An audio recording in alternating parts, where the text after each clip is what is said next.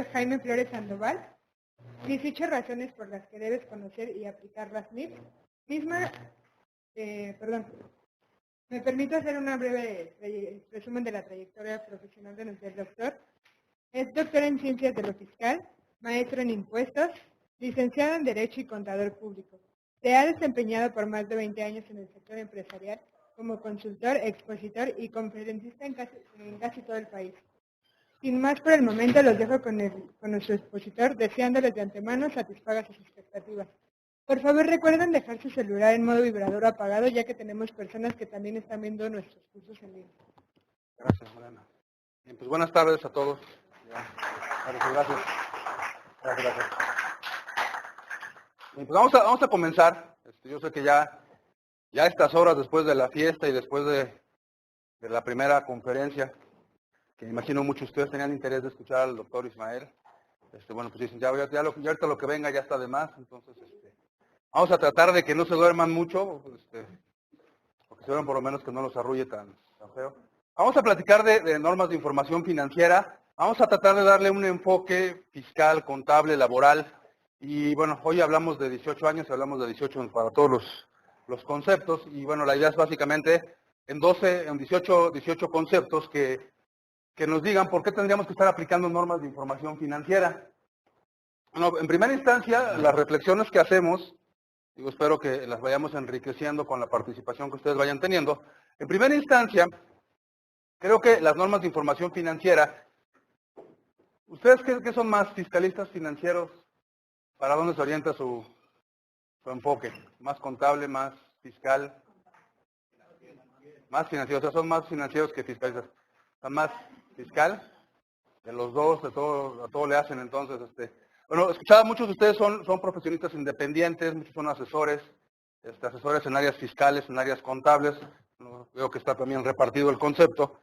Pero hay muchas veces que el que dice que es fiscalista deja de lado las normas de información financiera, y el que dice que es financiero dice yo no me meto en disposiciones fiscales, y muchas veces tenemos que tener en cuenta que para ser un profesionista con un carácter integral, pues tendríamos que ver desde los dos puntos de vista la información financiera que se genera, las disposiciones fiscales, porque muchas veces decisiones de carácter fiscal se toman en base a conceptos de orden financiero y viceversa. Entonces, ¿por qué tenemos que aplicar las normas de información financiera? Por principio de cuentas, por la calidad del contenido informativo. Si no hacemos contabilidad en base a normas de información financiera, lo que nos puede resultar es cualquier cosa. El que hace contabilidad, y cuando hace contabilidad nos dice, oye, eso no porque si no no es deducible, eso no porque si no no lo vas a poder acumular, esto no, y entonces empezamos a poner objeciones de carácter fiscal, entonces no estamos haciendo contabilidad.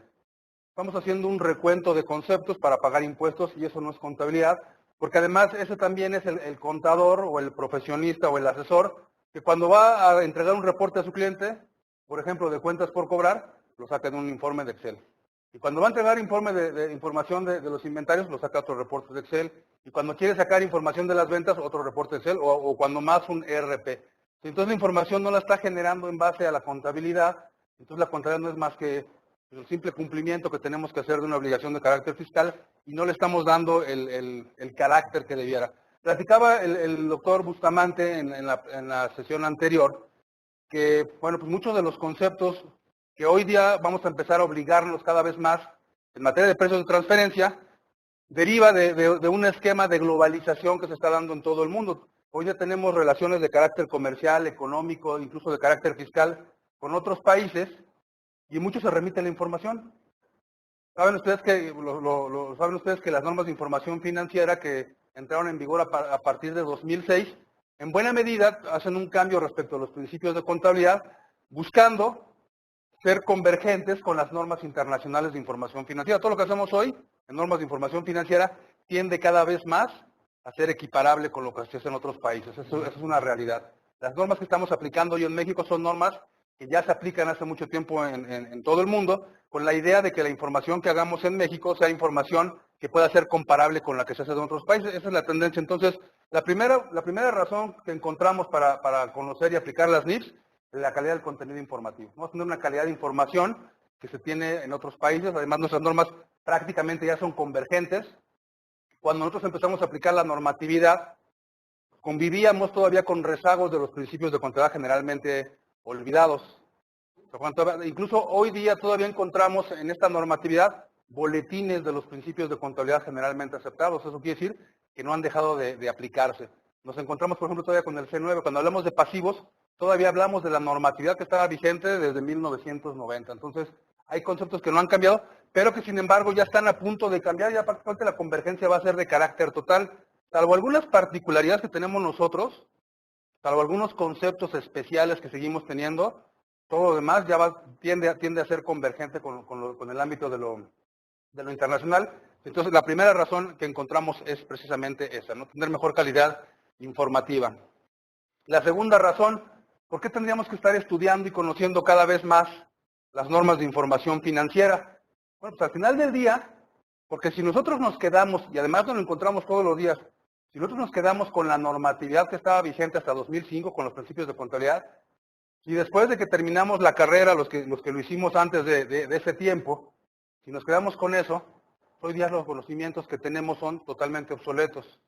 Si seguimos definiendo conceptos todavía con Elías Lara Flores o con el que les haya tocado estudiar, estamos fuera de la jugada. Estamos fuera de la jugada porque hoy día tenemos que entender, tenemos que asimilar que muchos de aquellos conceptos que en aquel entonces aplicábamos, hoy día o están en desuso o simple y sencillamente ya no existen. Han cambiado los conceptos, han cambiado las interpretaciones y además todo se ha hecho en base a un concepto lógico deductivo. Todo ha ido evolucionando de tal forma que hoy lo que hacemos tiene una razón de ser. A pesar de que digamos, oye, es que mira, el librote, no sé si incluso hasta para cargarlo es incómodo, son casi ya 2.300 páginas de normas de información financiera. Ahora imagínense traerlo en la cabeza.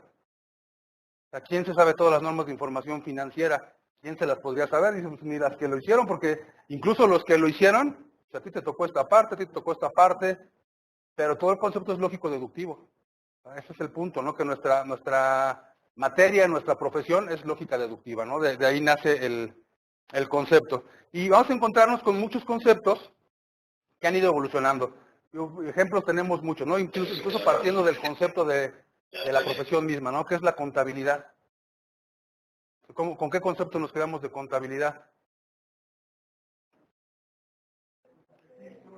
Es una técnica, ¿no? Y digo, a los antiguos incluso les tocó, es que antes era un arte, ¿no? Porque hacías contabilidad y incluso el manuscrito era un arte.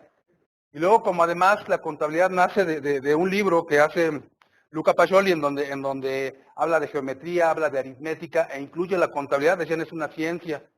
Y por eso siempre empezamos así nuestras primeras clases, ¿no? Y decían, ¿sabes qué es una técnica? Porque es un conjunto de métodos y procedimientos. Y luego, ¿para qué sirve esa técnica?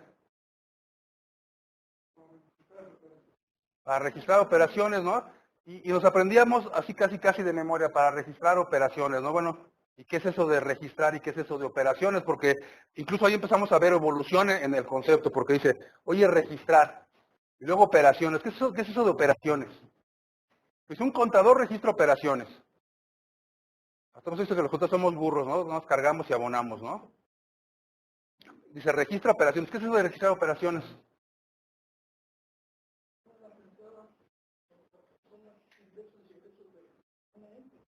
Ingresos y egresos es lo que registramos nada más, es lo que hacemos los contadores. ¿Mandé? Por eso, todas las operaciones, pero ¿qué son las operaciones? ¿Qué son las operaciones? Todas las operaciones, pues sí, eso. Por eso, ¿qué se registra? La contabilidad es una técnica que registra las operaciones, de ahí parte el concepto. Pero ya nos podemos quedar con la idea de, bueno, me lo aprendo de memoria, pero ¿qué es eso de operaciones? O sea, porque además, la misma norma, hay una parte especial dentro de las normas, que es precisamente la serie A, el marco conceptual, que bajo esa idea de marco conceptual me da una serie de definiciones y de conceptos que debo, más que aprenderme, conocer e interpretar. Dice, mira, cuando yo digo operaciones me refiero básicamente a tres conceptos. Cuando hablemos de operaciones me estoy refiriendo a transacciones económicas, me estoy refiriendo a transformaciones internas, y me estoy refiriendo a otros eventos. Esos tres conceptos son las operaciones. Porque si decimos que son los ingresos, bueno, pues que no nada más los ingresos, es que tampoco son nada más los egresos, es que son las entradas. ¿Entradas de qué? ¿O qué son entradas? Entonces dice, son transacciones que hace la entidad, son transformaciones internas y son eventos económicos. Dice, bueno, ¿qué es eso de transacciones? ¿Cómo a qué le suena eso de transacción? Bueno, pues me va a sonar como una acción transa, ¿no? Pero ¿qué es una transacción? Bueno, primero, ¿a quién le aplica la contabilidad? ¿Cómo se llama el sujeto de aplicación de la contabilidad? En términos de las normas. ¿Quién es el sujeto de aplicación de la contabilidad? El ente económico, la entidad económica, dicen los postulados básicos, una entidad económica. Entonces, cuando hablamos de una transacción, básicamente lo estamos refiriendo, aquí hay un intercambio, hay una interacción que existe entre dos o más entidades económicas. Te compro, te vendo, te presto, me prestas, te pago, me pagas, hacemos un trueque, lo que sea. Eso es una transacción, interactúan dos entidades económicas. Pero luego dice también, se considera como operación las transformaciones internas. ¿De transformaciones internas de qué? Bueno, sin que intervenga otro ente, porque si no lo tendríamos que ubicar en el plano de las transacciones, sin que intervenga otro ente, cuando decimos transformaciones internas, nos referimos a transformaciones internas o de recursos o de sus fuentes. ¿Cuáles son los recursos de la entidad? ¿Mandé? Bueno, si dijéramos los humanos, porque estamos hablando de contabilidad, y acuérdense que la contabilidad es una técnica que cuantifica en términos monetarios todo lo que hace la contabilidad. ¿Cuánto valen los recursos humanos? Hay unos que valen más, otros que valen menos. ¿Dónde los tenemos en la contabilidad de los recursos humanos? ¿Mandé? Pues, ¿pero dónde están en la contabilidad? Porque acuérdense que la contabilidad todo es cuantificar, porque además así lo hacemos y plantear en la contabilidad. Transformaciones de recursos. ¿Un recurso humano se transforma? Pues ya hay unos que se transforman, ¿no? Y en las noches, ¿no? O sea, ya los vemos de una forma, ya están transformados totalmente. ¿Pero cuáles son los recursos de la entidad? Bueno, pues incluso en la primera clase seguramente vimos que nos hicieron así una balanza, y en esa balanza están los recursos. ¿Dónde están los recursos en esa balanza? En general, ¿cuáles son los recursos contables nada más en esa balanza con la que nos enseñaron contabilidad? El activo en general. El activo fijo, el inventario. El activo en general, sin decir si es fijo, si es el activo en general. El activo es el recurso de la entidad. Oye, dice, las transformaciones internas de recursos. ¿Cómo se transforman los recursos? ¿Qué tenemos aquí? Pues tienes caja, tienes bancos, tienes clientes, tienes inventarios, tienes activos fijos. ¿En qué se transforma eso? Bueno, de hecho esa simple frase, esa dice, las transformaciones internas, es la que da origen, por ejemplo, a una materia que a todos nos gustaba cuando estábamos estudiando, la contabilidad de costos, ¿no? Que platicaba Ismael hace rato, de los elementos del costo. Se transforma, ¿no? La materia prima, producción en proceso, producto terminado se transforma. Y eso hay que reconocerlo contablemente, sí hay que reconocerlo contablemente. Eso también es una operación, ¿estamos de acuerdo? El activo fijo, ¿a qué se va transformando el activo fijo? Ahí lo tenemos, ¿en qué se transforma sin que nadie más intervenga? Se va convirtiendo en gasto. Vía la depreciación se va convirtiendo en gasto. Y algunos intangibles también vía la amortización se van convirtiendo en gasto, ¿estamos de acuerdo? Y si un activo fijo por ejemplo, la computadora se me cae al piso, ¿se transforma o no se transforma? Bueno, esta es buena, esta no se rompe, pero otra se cae y se rompe. Se transforma, hay que reconocer eso contablemente o no. Entonces hay transformación de recursos. Entonces dice, transformación de recursos y dice, o de sus fuentes. ¿De dónde salió eso? Porque fuente significa eso, no fuente es el origen. Mis recursos son los activos, ¿de dónde salieron esos activos? ¿De dónde los sacaste? O lo obtuve a través de un tercero, pasivos, o lo obtuve a través de aportaciones. Pasivo capital son las fuentes de los recursos. Y esa es la dualidad económica que conocemos en la contabilidad. Oye, ¿cómo que se transforma, por ejemplo, el capital? Sí, porque el capital, también dicen las normas de información financiera, se divide en dos tipos de capital. ¿Qué tipos de capital se divide de acuerdo a la normatividad?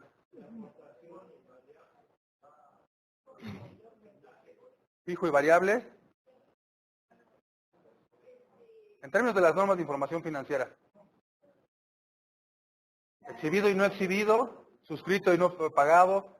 ¿Cómo se? Para efectos de las normas, yo sé que ustedes ahorita quieren mezclar todo, normas de información financiera con disposiciones mercantiles, pero nada más en términos de normas, ¿cómo se divide el capital? Dice la NIF C10, nada más hay dos, contribuido y ganado. Y el ganado no tiene nada que ver con vacas, aquí en términos contables, ¿no? es otro ganado. Entonces tenemos aquí el contribuido. ¿Qué es el contribuido? Las aportaciones de los socios, y tenemos el ganado, que son las utilidades o incluso disminuidos con las pérdidas. ¿En qué se puede convertir el capital contribuido? Resulta que se termina el año, presentamos nuestra declaración anual en marzo, y dice la Ley General de Sociedades Mercantiles, en los siguientes 4 meses posteriores a la terminación del ejercicio, hacemos una asamblea de accionistas donde se aprueban en su caso los estados financieros, y dentro de las decisiones que tomamos en esa asamblea, decidimos qué hacer con el capital ganado. Entonces llegan los socios, hacemos la asamblea, ¿y qué pueden decidir los socios respecto de ese capital que tenemos ahí? Vamos a distribuirlo, o lo reinvertimos, entonces decimos, una parte la distribuimos, otra parte la reinvertimos. La que distribuimos estamos en abril, la distribuimos en agosto, para tener algo de liquidez. ¿Hacemos algún reconocimiento contable, registro contable? ¿En abril? ¿Qué registro en abril? Por los dividendos que voy a distribuir en agosto. ¿Mandé? Hacemos un pasivo por dividendos que voy a distribuir en agosto, entonces el capital se convierte en pasivo. Transformación de las fuentes. Y el que voy a capitalizar, que se va a subir nada más al capital contribuido, ¿estamos de acuerdo? Transformación de las fuentes de los recursos. O tengo un proveedor al cual le debo dinero y si no le pago no me surte, y si no me surte no vendo, y si no vendo pues se acaba la empresa. Y no tengo para pagarle. Oye, ¿qué te parece si te conviertes en mi socio? Y entonces el pasivo se convierte en capital, transformación de las fuentes. ¿Sí nos queda claro esa parte? Pues, transformación de las fuentes, y es el tercer concepto. Y otros eventos, y cuando la norma define contabilidad y define otros eventos, me dice otros eventos, cuando yo me refiero a otros eventos, me estoy refiriendo específicamente a otros eventos que sean de carácter económico, pero que además sean eventos externos a la empresa ordinariamente. ¿Cómo qué eventos económicos son susceptibles de reconocimiento contable? Un laudo. La inflación. Entonces la inflación es un evento económico. Y vamos a reconocerlo contablemente cuando reúna 3 características. Que sea identificable, que sea cuantificable, pero que además y preponderantemente afecte a la empresa. Porque si no afecta a la entidad, no tendría por qué reconocerlo. La inflación es identificable. Sí. ¿Es cuantificable? ¿Cómo cuantificamos la inflación? Bueno, eso, yo por eso les pregunté, ¿que son más fiscalistas o más financieros? Factor de acuerdo, entonces allá hay fiscalistas. ¿Con qué índices? Índice nacional de precios al consumidor. ¿Es la única forma de reconocer la inflación? En términos de normas. No, pero eso ya es fluctuación de tipo de cambio, es otro concepto económico. Pero la inflación nada más se puede medir con índices. Con un cálculo actuarial. Bueno, yo creo que ya está ahí muy, ya sería muy excedido, ¿no? Pero así uno que está al alcance de cualquiera, abriendo el diario oficial y que nos lo encontremos ahí cotidianamente. Dicen las normas de información financiera de 10, también puede reconocer la inflación a través de UDIs. Desde 2008 no tiene tampoco tanto, ¿no? Apenas desde 2008 dice que también con UDIs podríamos medir la inflación, con UDIs o con índices. ¿Estamos de acuerdo? Pero es un evento económico identificable, cuantificable y que afecta a la entidad. ¿Sí saben qué son las UDIs? Las unidades de inversión. ¿Y esas qué? ¿Alguna vez han visto una UDI? ¿No se ve? Entonces, ¿qué es eso de la UDI? Es una unidad, ¿pero qué mide? Es una unidad de inversión, ¿pero qué mide? También mide la inflación de una forma distinta al índice nacional de precios al consumidor, porque a diferencia del índice, aunque toma valores equivalentes o algunos de los valores que toman los índices, la UDI se calcula de forma diaria. Y además la UDI, que conocemos la que refleja el valor de hoy, está referida a 15 días atrás. De hecho, cuando nace la UDI el 1 de abril de 1995, la define el Banco de México y dice la UDI es una unidad de cuenta de valor real constante. Así definió el Banco de México a la UDI. ¿Y eso qué quiere decir? Unidad de cuenta de valor real constante. Sí, porque cuando nace la UDI, se acordarán ustedes, también otro gobierno del PRI, por cierto, pasa lo mismo que está pasando hoy. El dólar se va por las nubes. Una cosa que pasaba antes y que no pasa hoy, la inflación también se fue por las nubes. Casi 80, 100% en un ejercicio. Y entonces dicen, oye, pues es que si yo le pedí dinero prestado al banco y tenía una tasa fija, pues ya la hice, porque la inflación va a ser mucho más allá de la tasa de inflación. Y entonces dice el Banco de México, no sabes qué, es que vamos a tener que prestar en UDIs, en una unidad de cuenta de valor real constante, que siempre valga lo mismo. Y cuando nace el 1 de abril de 1995, dice, una UDI es igual a $1.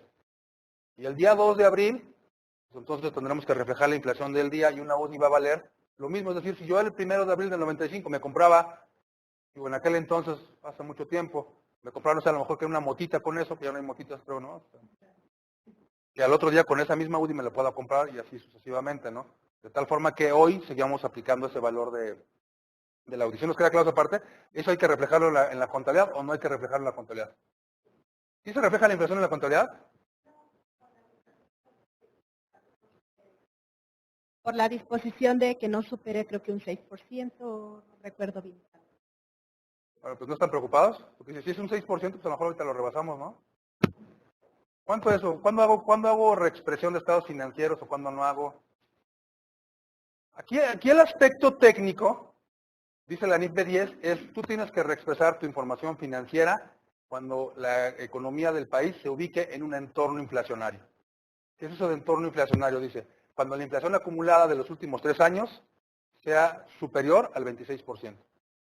Y en el ámbito internacional dice cuando hay una hiperinflación, y el ámbito internacional refiere a la hiperinflación a un 100% en los 3 años acumulados. Aquí decimos el 26%, porque estábamos acostumbrados a inflaciones altas.